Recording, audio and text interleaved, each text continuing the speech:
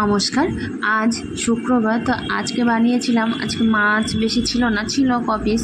তো আজকে আর মাছ আনতে বলিনি, কারণ আগামীকাল শনিবার আমরা নিরামিষ খাই, আবার রবিবার জামাই ষষ্ঠী যাব, সেই জন্য আর মাছ আনতে বললাম না, কারণ মাছটা অনেক দিন থেকে যাবে।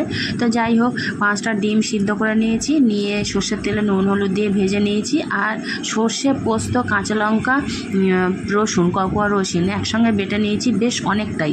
তো প্রথমে সর্ষের তেলে একটু 2-3টে কাঁচা লঙ্কা চেরা আর তেজপাতা দিয়ে তারপরে যে সর্ষে পোস্তটা বেটে নিয়েছি সেটা বেশ বড় চামচের 4 চামচ দিয়েছি, বেশ অনেকটাই দিয়ে ভালো করে একটু নুন, হলুদ, জিরে গুঁড়ো, ধনে গুঁড়ো দিয়ে একটু কষিয়ে, তেল ছাড়া পর্যন্ত কষিয়ে তারপরে জল ঢেলে দিলাম। জলটা ফুটে গেলে তারপরে ভেজে রাখা ডিমগুলো দিয়ে দিলাম।